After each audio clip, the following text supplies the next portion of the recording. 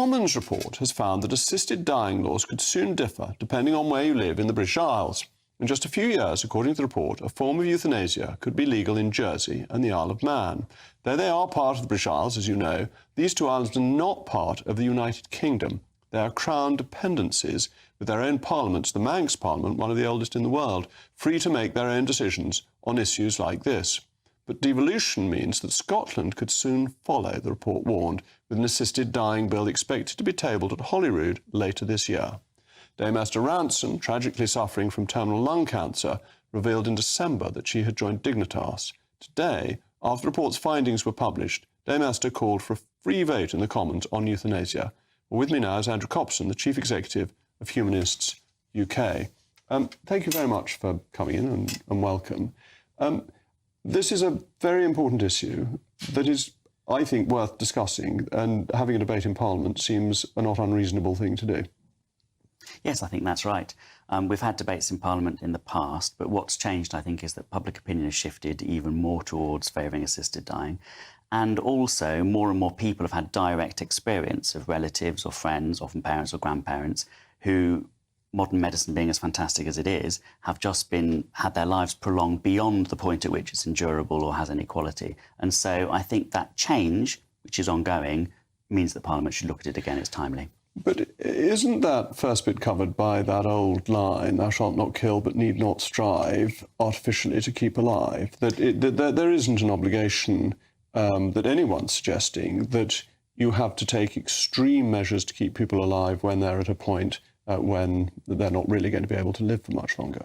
I think a lot of people today would question whether there's a moral difference between ceasing medical support in such a way that life comes to an end and actively assisting someone at that point very close to the end of life to have a comfortable and dignified death. And I think that the difference in those two things for some people is very moral, has great moral significance, but a lot of people doesn't. But I do think there is a very clear moral difference because one, you're deciding to take it into your hands, and the other, you're allowing nature to take its course. And once you've gone to the point where you say, well, somebody's going to die anyway, and therefore you can actively kill them, you get it back to an earlier and earlier point in the process. And that's what worries me. And you see examples from other countries of a perfectly healthy lady in Belgium who wanted to be killed because she'd killed her children, and understand why somebody couldn't live with that.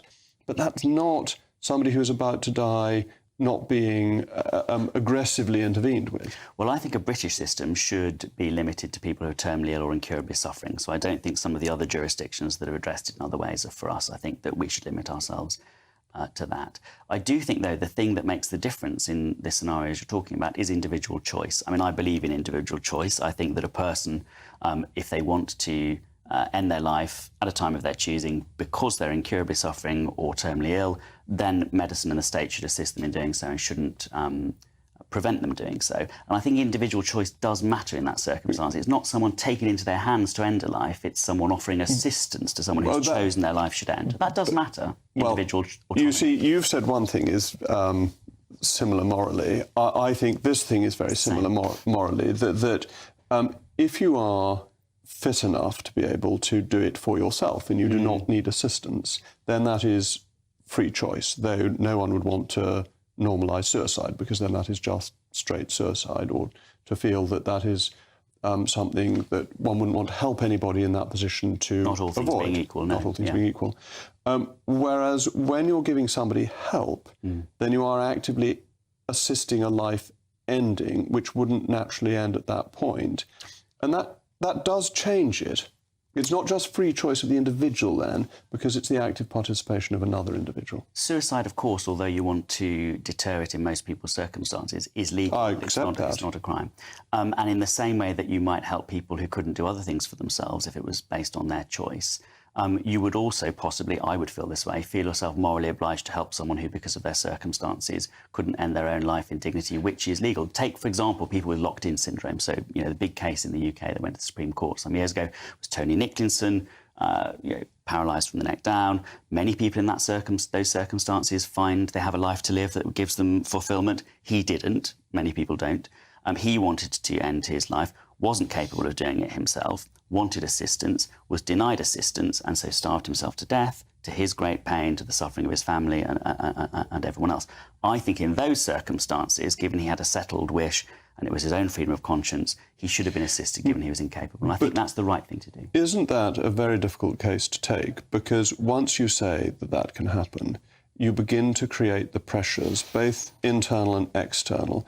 The pressure that worries me the most is that he may have felt that he was a burden. And I don't want to see people ending their lives because they feel that they are a burden to others. And as long as it's illegal, that is not a consideration. It can't be a consideration. And that's a huge protection. But it is happening. I mean, people go to Switzerland, Brits go to Switzerland, and we have mercy killings in the UK which are not prosecuted. And, you know, the alternative to legal assisted dying isn't that everyone lives happily ever after. If we're honest, these things are happening already, and it's whether or not we regulate. But isn't this what Jonathan Sumption said? I think Anthony was his father. Yeah. Jonathan Sumption said that we have a grey area, but that actually works because it protects us from extremes, and that, I don't think it yes, works. excess morphine is given to patients to dull the pain, and that shortens life. I think that's dishonest in a way. Because no, I think it's very protective, actually. There is now one thing I should say before we finish, because people always criticise people like me for saying we have this rational argument and we don't admit that they are guided by faith. I am unquestionably guided by faith. I believe in the absolute right to life and the teaching of the Catholic Church. But I don't think this changes the practical arguments. You're a humanist and are obviously likewise guided by that. Yes, I think that's right. The only thing I'd observe in addition to that is that most Catholics disagree with you, and most British Catholics in opinion polls do support assisted dying. I think if you're a Catholic, you have to follow the teaching of the Church. That's your opinion. It's not for me to judge. Anyway, thank you very much, Andrew.